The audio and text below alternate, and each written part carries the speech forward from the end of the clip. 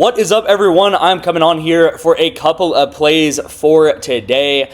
Yesterday, do get a little bit unlucky, and by a little bit, I mean quite a bit unlucky, to be honest. This pick right here was with that Harry Kane discount, and this guy misses by one pass attempt, guys. 0.5 miss right here. Always tough to have a 0.5 miss, but, it does happen, and it's part of the game. I will say, if you guys watched this game, it was a crazy one, and they end up playing like an extra 18 minutes or something crazy of additional time. It was insane. The ref would not blow the final whistle, man. This guy needed like 7 more passes, and I was like, looks like it's gonna hit. And then they add on like 10 minutes, and then it gets to 10 minutes, then it gets to 12 minutes, and I'm like, blow the whistle. What are we doing? Blow the whistle. Like, it's over. The game's over. And then crazy end of the game where they end up like pretty much scoring, and they call it back. And then on top of that, they play like another 2 to 3 minutes, which was insane, right? So I thought after that review was going to be over, they were just going to call the game. But anyway, they play like another 3 minutes, and he does end up getting these pass attempts to go over here in that last like 3 minutes of the game or whatever. So it was crazy. I don't know why the game went on so long. I've never seen additional time go that long, like plus 18. I think the game ended at plus 18 minutes. So it's pretty much like they played in overtime period. But, guys, it is what it is. It's going to happen in soccer. I get it that like the extra time was going to be played anyway, so they added on, and I get the whole theory behind that. I understand. But I have to say that in that last 10 minutes of extra time, Croatia was dominating possession because Portugal was just like holding on for dear life. They were like, you guys better not score right now because, we're just holding on for dear life, and Croatia was just moving the ball around. So in that last 10 minutes, Croatia really did absolutely dominate possession because Portugal was just holding on for dear life to try to get the win. So anyway, at the end of the day, this guy misses by 0.5. It is what it is. Super close call right there, and really should have hit. I will also say pretty much everyone around this guy gets pulled out of the game at like the 70, 80th minute. So the fact he doesn't get pulled out, additionally a little bit unlucky. This one also was our play of the day yesterday. Jonathan Aranda does not do his thing. So 2 days in a row now where the hitter does not do their thing. But guys, again, I don't have to be a broken record here.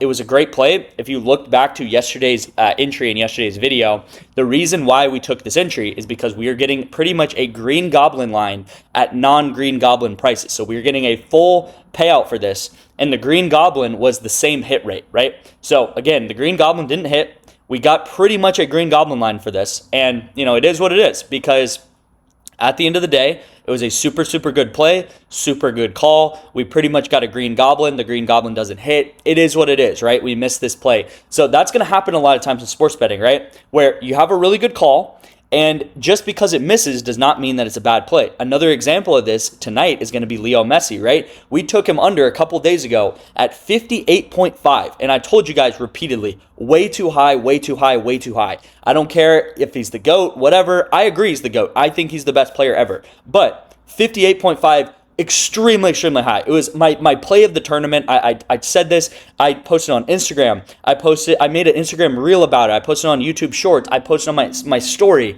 I posted this everywhere. Okay, so if you didn't get this play in, I'm sorry. Maybe follow me on more things, I guess. But anyway, I posted this absolutely everywhere. Rodrigo De Paul as well. And you will see now Messi has bumped all the way down. This is the best, the most bump I have ever seen in soccer that I've personally ever gotten. 58.5 all the way down to 44.5 now. Absolutely incredible value. And I know I'm going to get asked this because he is like a discount now. Yes, take his discount. His discount's like 38. So guys, yes, I like him over at 38, but I do not like him over at 58.5. Way too high at 58. His discount, take it all day of the week for sure. Now, with Messi, guys, great play here. This is an amazing bump already. We're seeing that we got insane value, right? Like literally 15 passes of value. And I'm telling you guys, these pass attempt lines can get very close, right? These guys can barely hit by like a couple of passes or barely miss by a couple passes. And this is an insane play. Now, with that being said, kind of like with the MLB, could Messi come out and pass for 80 times this game? Sure. It's in the realm of possibilities, right? There's a world where he just goes ahead and just passes for 80 times somehow. But at the end of the day, even if he does miss, and again, I'm putting this prop at like a 90% hit chance at this point, if you got it at 58.5 or 55.5. But my main point is that this is an insanely good play, even if the play does somehow miss, okay? Another close one was right here with D-Ray. You guys see I took the England guys under, and then D-Ray misses by 1. Don't really want to get too into the weeds here, but I talk about League of Legends quite a lot on this channel. It's kind of taken a back seat over the past month because World Cup has been so in focus. But they do get 3-0'd, the team that D-Ray's on, so he plays really bad. He goes 1-5 game 1, and then he goes 2-5 game 2, and then the third game he actually has his best game, which is 3-5, right? So as you're going to see, guys, the winning team, which is this team, is going to get about 2 to 3x the amount of kills as the losing team. This is how it works in League of Legends. Again, this game not really happened, but this game, the first 2 games, right? First game, this team 4x's the kills, and then this team triples the kills, or sorry, doubles the kills. And you're going to see that this side of the coin here, this team, they get a lot of kills. This team does not because they end up losing the game, okay? So at the end of the day, very close one here. Now, I haven't even gotten into the positive stuff. Like we have a setup here, setup here.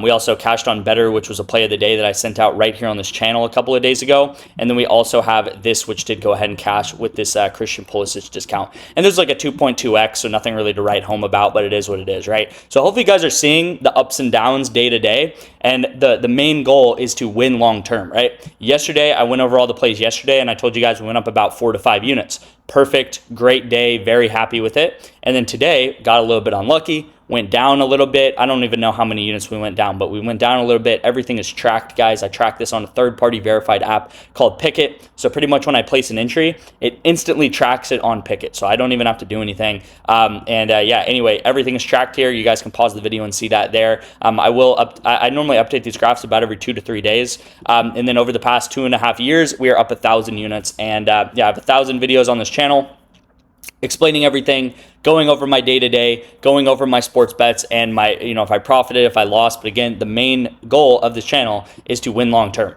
And we've been able to do that. I've been doing this for like 30 to 32 months, and we have only had 4 losing months in those 30 to 32 months, all right? So that should go ahead and tell you that we are very, very long-term profitable on this channel. And let's go ahead and get into the first entry of the day, all right? So first entry of the day, of course, is going to be on BETR, guys. We're going to take Harris, and we're going to take him over. I believe it's Kyle Harris. Take him over, and then we're going to take Exa, I think is how you say that name, and we're going to take him under 31.5 kills in Valorant, okay? So again, the BETR entry that I posted a couple of days ago, actually it was yesterday, I think, with Miller, hits, and then let's go ahead and try to run it back with another hit right here with another discount, okay? So as I always talk about with BETR and Sleeper, they're kind of like our base hits. We go in every day, we take the discounts, 2 to 3 discounts a day. If you're in the VIP, I'm going to be sending those discounts out later today. And here is the first one of them, okay? And when we do that, we can make about $300 to $400 a month just betting on BETR and Sleeper. So if $300, $400 a month sounds good to you, then get BETR and Sleeper. Tell all my bets, right? You can get in the VIP right now for just $35 with my World Cup pass. It's going to be all of my plays until the World Cup ends. So this is going to be July 19th, the World Cup ends. So you still get 2 weeks of the VIP for $35. You can text me, and my number is going to be right here on the screen. Let me post it for you guys right here on the screen. You guys can also sign up for apps like Kalshi, NOVIG, BETR, Sleeper, all of these different apps to sign up with, get a month free of my VIP, and that is going to be really, really solid stuff, okay? So Sleeper, you guys can also sign up for. BETR, you guys can sign up for example, right here. And you guys can get a month or 2 free of the VIP. I will say before getting into the next pick, tomorrow, 4th of July, I'm planning to spend some family time tomorrow. So I'm not going to promise a video. I might have a video, I might not. If I do have a video, it's probably going to be extremely short. Like, hey guys, plays, here they are. Go ahead and put them in. Goodbye, happy 4th of July. But if I do have the time, I'll do it. If not, I might just, kind of take the day off. Over the course of this channel, I think I've maybe missed like 10 videos in the past 2.5 years. So I do not take a day off very often. So it just goes to show you that I do kind of want to spend time tomorrow just with family and relaxing a little bit for the 4th. So everyone have a great 4th of July. Here's going to be our final play of the day on PrizePicks. First of all, we're going to take Kettle Mart to go over 6.5 hitter fantasy score. Dude has been absolutely red hot. There's no other way to say it. He's facing the Brewers, which Brewers do have a really good pitching unit, but the pitcher he is facing is Harris, okay? So we're going to take Kettle Mart to go over. Absolutely amazing play. I mean, he's just on an insanely good hot streak. Like he's getting 2-3 hits a night. He's crushing it, guys. So we are going to take Kettle Mart to go over. Amazing pick right here. Extremely hot. Diamondbacks have also been hot, I believe. Actually, Diamondbacks have not been that hot, to be honest. But, Kettle definitely has. So this is going to be the first pick of the day. I really love these hitter fantasy score lines. If you guys ever do want to sub in this line for like a discount that's out today, I think the discount, first of all, is messy. And then I think there's a hot dog like eating contest discount too, which should be a free play. So you guys can also sub that in here if you do want to do that. Second pick of the day, or second part of this pick, is going to be with the French guys to go over right here. So we're going to take Chouameni and we're going to take William Saliba, and we're going to take both of these guys over, and they're facing Paraguay. Okay, so Paraguay, kind of an infamous team so far in this tournament. They just knocked out Germany in a crazy game where it goes to penalties, and they looked decent, but they had no possession in that game. Okay, and I think it's going to be the same thing with France here, right? So just to show you guys, Saliba plays right here, Chouameni plays right here. If France has a lot of possession in this game, both of these guys should go over together. If France does not have very much possession in this game, the French players should go under together, okay? And this is what's called correlation. If one thing happens, which means France possesses the ball a lot, then these guys should both go over. So we're pretty much knocking out two birds with one stone, right? If one thing happens, both of these things should happen. And we do the same thing in soccer and football and esports, right? Like I just talked about in League of Legends. You might never have heard of League of Legends before if you're new to this channel. It's very correlated because if the team wins, everyone on that team is going to have a lot of kills. If the team loses, everyone on that team is not going to have a lot of kills, right? It's a video game. I'm sure you guys have played a video game at some point in your life. If you're winning a video game, you're going to get a lot of stats. You're going to get a lot of score. You're going to get high scores and stuff like this. If you're losing the game, the opposite is going to be true, which is why we take guys to go over or under together. Same thing in soccer. If you have a lot of possession, you're going to have a lot of passes. Now, Paraguay is the second worst team in this entire tournament. I would honestly put them as the worst team in this tournament because Jordan gets knocked out early. Paraguay, the worst team at possession. On average, in the 4 games they have played, they have possessed the ball 31.5% of the time, okay? And this is facing, like, USA, Australia, and who's the other team? I'm forgetting right now, but they did face Germany, which is obviously a really good team.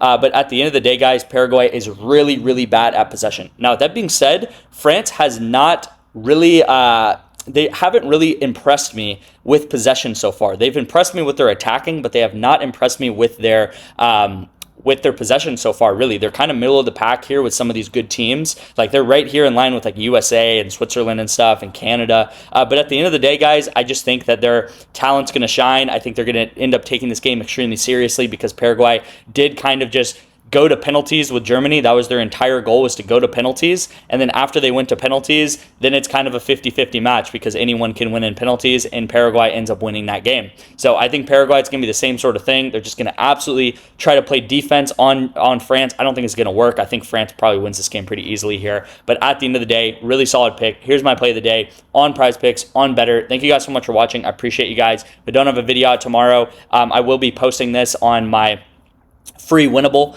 so you guys will find that down in the description where it says get more of my free picks. It's going to be on my winnable right here, and you guys will be able to tail that entry when I do send that out tomorrow morning. Thank you guys so much for watching, and I'll see you in tomorrow's video.